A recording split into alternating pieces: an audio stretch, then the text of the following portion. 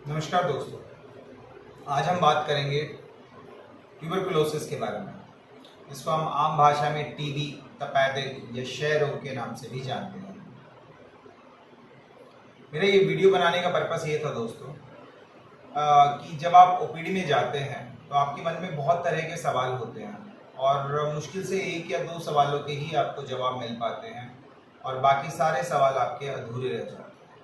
तो मेरी ये कोशिश रहेगी कि आज के वीडियो के माध्यम से मैं आपके उन सभी अधूरे सवालों का जवाब दे सकूं और कुछ गलत भ्रम जो सोसाइटी के मन में इस बीमारी को लेकर फैले हुए हैं उनको भी मैं हटाने की कोशिश करूंगा। तो शुरू करते हैं दोस्तों आज का वीडियो। तो ये जो स्लाइड है, इस स्लाइड के माध्यम से आप ये देख सकते हैं दोस्तों कि इंडिया में टीबी कैसे एक महामारी की तरह फैली हुई है और कैसे है हमारे देश को वो अंदर ही अंदर खाए जा रही है। Bharat TB capital of the world है, मतलब दुनिया के सबसे ज्यादा टीबी के केसेस भारत में पाए जाते हैं। लगभग 26 लाख केसेस हुए पिछले साल, जो कि वर्ल्ड का 25% केस है टीबी की। और टीबी से होने वाली डेथ जो पूरी दुनिया में होती है उसकी 35% डेथ भारत में होती है। लगभग 5 लाख डेथ हुई पिछले साल, जो कि लगभग 1300 से 1400 डेथ डेली टीबी से हो रही है। तो आप सोच सकते हैं कि जब कोविड की वजह से 600-700 डेथ्स सेकेंड वेव में हो रही थी तो कितना बड़ा हाहाकार मचा हुआ था। और सोचिए टीबी से ये सिलसिला कितने ही सालों से चले जा रहा है। तो हम सभी को एज अ सोसाइटी जागने की ज़रूरत है। गवर्नमेंट तो बहुत कोशिश कर रही है इस बीमारी को लेकर, पर हम सभी को जागने की ज़रूरत है। और ऐसा नहीं है कि हमारे बच्चे अछूते हैं इस बीमारी से। लगभग 10% केस बच्चों में भी होते हैं टीबी के। लगभग 2.5 लाख केस हुए पिछले साल। तो अब हम जानेंगे कि टीबी है क्या आखिर। तो टीबी एक प्रकार का इन्फेक्शन है जो एक कीटाणु से होता है, जिसको हम कहते हैं माइकोबैक्टीरियम ट्यूबरकुलोसिस, या आम भाषा में टीबी का कीटाणु। तो ये जो फोटो है इसमें देख सकते हैं, जो ये लाल लाल रंग का नज़र आ रहा है, ये टीबी का कीटाणु है। जब हम दूरबीन जांच करते हैं तो इस तरह का कीटाणु हमें जांच में नज़र आता है।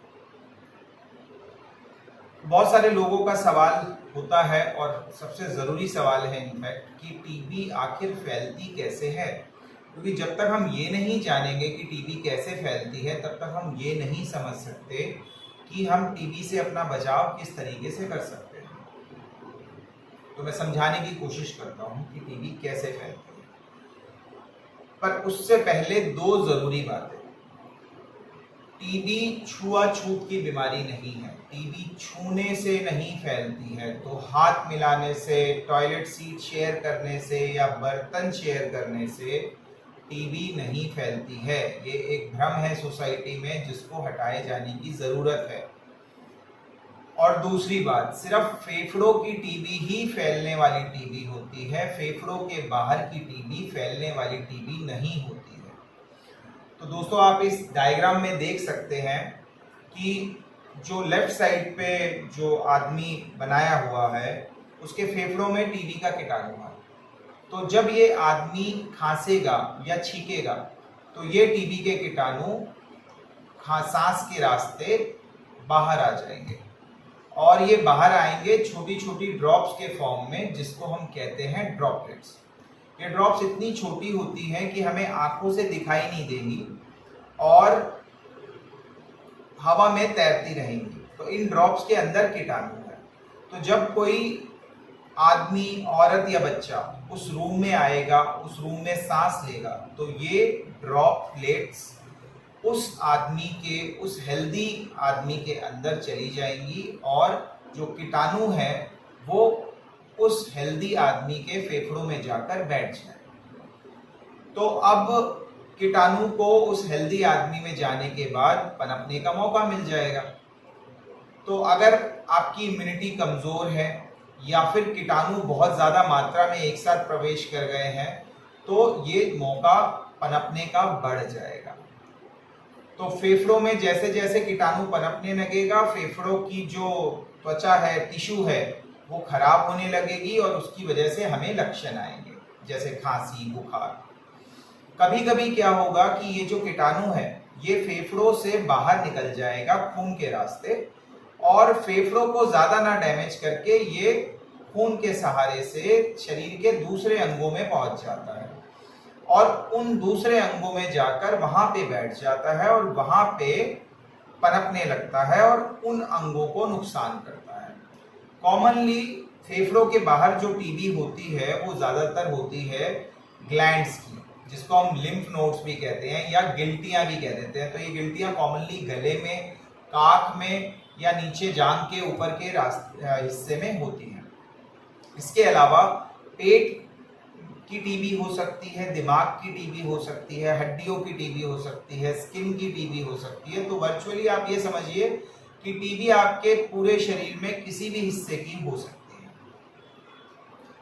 तो अब आप समझ सकते हैं दोस्तों कि जो टीबी का फैलने का मेन रास्ता है वो सांस के द्वारा है, जैसे कि कोविड का जो मेन ट्रांसमिशन है वो भी सांस के रास्ते से। तो अगर हम ये कोशिश करें कि जो हमारा टीबी का मरीज है वो खांसते समय या छींकते समय अपने मुंह पे रुमाल रखे या मास्क पहन के रखे, तो कीटाणु जो हवा में फैल रहे हैं वो कम हो जाएंगे फैलना और टीबी फैलने का खतरा घट जाएगा। पहली बात। दूसरी बात कि टीबी का मरीज जिस कमरे में सोता है या रहता है, कोशिश करें कि वो कमरा हवादार हो या एग्जॉस्ट हो, उस कमरे में उसको यूज करें एग्जॉस्ट का, ताकि जो भी कीटाणु उस कमरे में आएंगे वो कीटाणु साथ की साथ कमरे से बाहर निकल जाएं और जो भी आदमी उस कमरे में जाए उसको टीबी के कीटाणु अंदर जाने का खतरा कम हो जाए। अब एक और सवाल जो लोग हमसे बहुत कॉमनली पूछते हैं कि सर मेरे मरीज को मतलब किसको टीबी होने का रिस्क ज्यादा है। तो टीबी होने का रिस्क आप समझ ही सकते हैं, उन लोगों को ज्यादा है जिनके घर में फेफड़ों की टीबी का केस है या फिर जिनकी अवरोधक क्षमता, बीमारी से लड़ने की क्षमता जिनकी कमजोर है, उनको भी टीबी होने के चांसेस ज्यादा हैं। तो किन लोगों की इम्यूनिटी कमजोर होती है? वो लोग जो कुपोषण का शिकार हों, जैसे शरीर बहुत कमजोर है, खाना पीना अच्छा नहीं है या खाना ढंग से मिल नहीं पाता है, तो उसकी वजह से कुपोषण है, माल न्यूट्रिशन है। कुछ ऐसी बीमारियां जो इम्यूनिटी को कमजोर करती हैं, जैसे HIV, एड्स या शुगर जो कि अनकंट्रोल्ड चल रही हो, तो उसकी वजह से भी टीबी का खतरा रहता है। कुछ ऐसी दवाइयां, जैसे अगर कोई स्टेरॉइड्स लंबे टाइम से ले रहा है या फिर किसी का कोई ऑर्गन ट्रांसप्लांट हुआ है, जैसे किडनी का या लीवर का ट्रांसप्लांट हुआ है, तो कुछ ऐसी दवाइयां देनी पड़ती हैं हमें जिसकी वजह से इम्यूनिटी वीक हो जाती है। तो ऐसे लोगों में, या फिर जो लोग नशीले पदार्थों का अधिक मात्रा में सेवन करते हैं या अल्कोहल बहुत ज्यादा मात्रा में पीते हैं, उनको भी इम्यूनिटी कमजोर होने की वजह से टीबी का खतरा बढ़ जाता है। फिर इसके अलावा जो लोग भी ओवर क्राउडिंग में रह रहे हैं, ओवर क्राउडिंग मतलब कि बहुत थोड़े छोटे स्पेस में बहुत सारा लोगों का एक साथ रहना।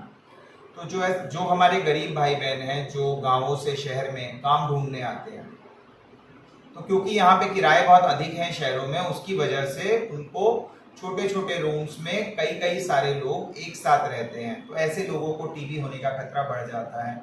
या फिर हमारे जो शेल्टर होम्स हैं, रैन बसेरा है, नाइट शेल्टर्स हैं, जुवेनाइल होम्स हैं, प्रिजन है, ऐसी कोई भी जगह जहाँ पे बहुत सारे लोग एक साथ ठहर रहे हैं, वहाँ पे टीबी होने का खतरा बढ़ जाता है। क्योंकि अगर एक भी आदमी को फेफड़े की टीबी है तो वो आसानी से दूसरों को फैला देता है।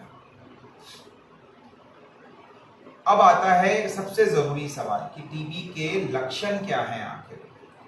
तो टीबी का सबसे कॉमन, सबसे आम लक्षण होता है लंबी खांसी, 2 हफ्ते से लंबी खांसी। फिर इसके अलावा 2 हफ्ते से लंबा बुखार, खांसी के साथ में बुखार भी हो सकता है, और खांसी में बलगम आना या खांसी में खून आने के लक्षण हो सकते हैं। वजन का गिरना या भूख ना लगना, शरीर में थकान बहुत ज्यादा रहना, छाती में दर्द होना, ये सारी तरह के लक्षण टीबी के हो सकते हैं। जितने ज्यादा लक्षण एक ही आदमी में है उतना ही टीबी के चांसेस बढ़ जाते हैं, क्योंकि इनमें से बहुत सारे लक्षण दूसरी बीमारियों में भी आ सकते हैं। फिर जो फेफड़े की टीबी है, ये लक्षण उसमें ज्यादा कॉमनली हमें मिलेंगे, जैसे खांसी का लक्षण है, क्योंकि फेफड़ों के नुकसान से ही खांसी ज्यादा आती है। अगर फेफड़ों को नुकसान ज्यादा ना पहुंचा हो और कीटाणु अगर किसी और जगह पहुंच गया है शरीर में, तो हो सकता है कि आपको खांसी के लक्षण ना हो। अब लोग बहुत कॉमनली हमसे पूछते हैं कि शरीर में टीबी कहाँ हो सकती है। तो हमने दो ग्रुप्स में एक तरह से बांट दिया टीबी को, जिसके बारे में अभी हमने थोड़ा सा डिस्कस किया है कि फेफड़ों की टीबी एंड फेफड़ों के बाहर की टीबी। तो ये बांटने का कारण बहुत जरूरी है, वो इसलिए क्योंकि फेफड़ों की टीबी ही ज्यादा कॉमन टीबी है।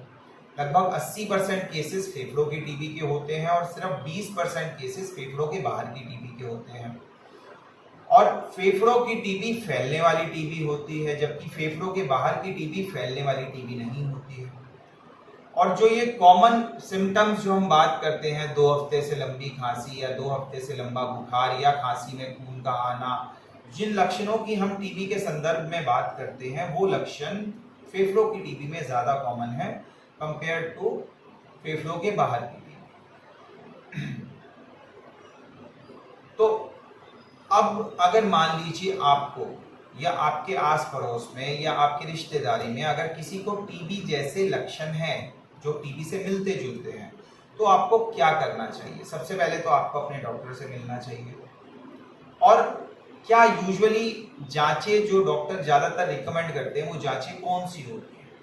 तो अगर किसी को फेफड़े की टीबी का शक है, तो हम जनरली उस केस में छाती का एक्सरे और बलगम जांच कराने के लिए कहते हैं।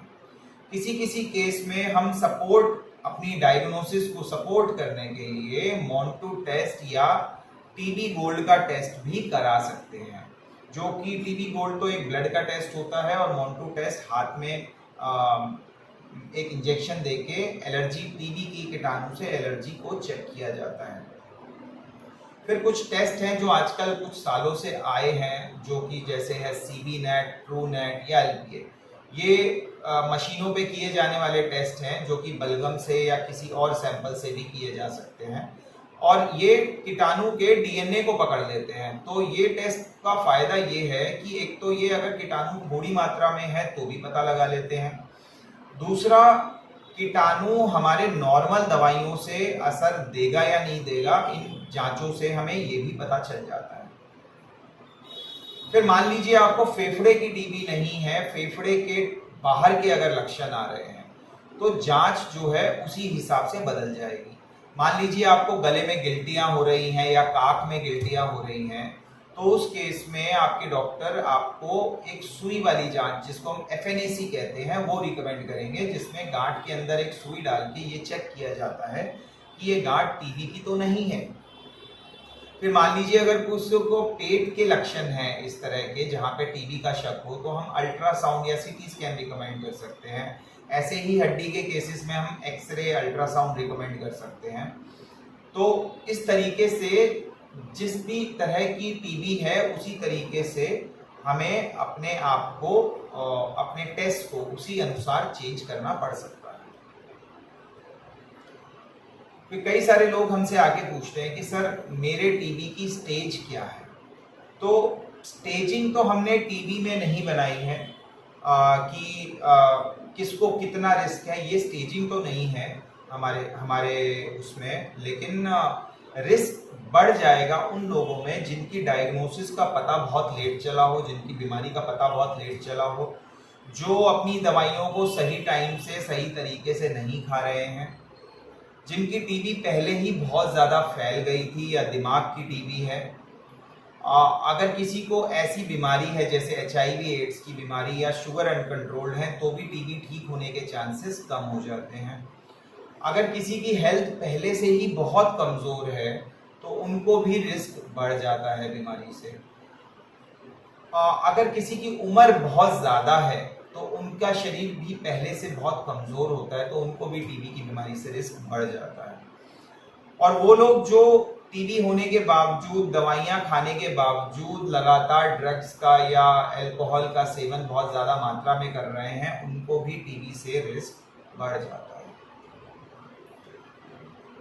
फिर जो सवाल पूछा जाता है हमसे कि सर क्या टीबी फैल सकती है, तो हाँ, मैं इसके बारे में बात कर चुका हूँ। यस, जो फेफड़ों की टीबी होती है वो फैलने वाली टीबी होती है।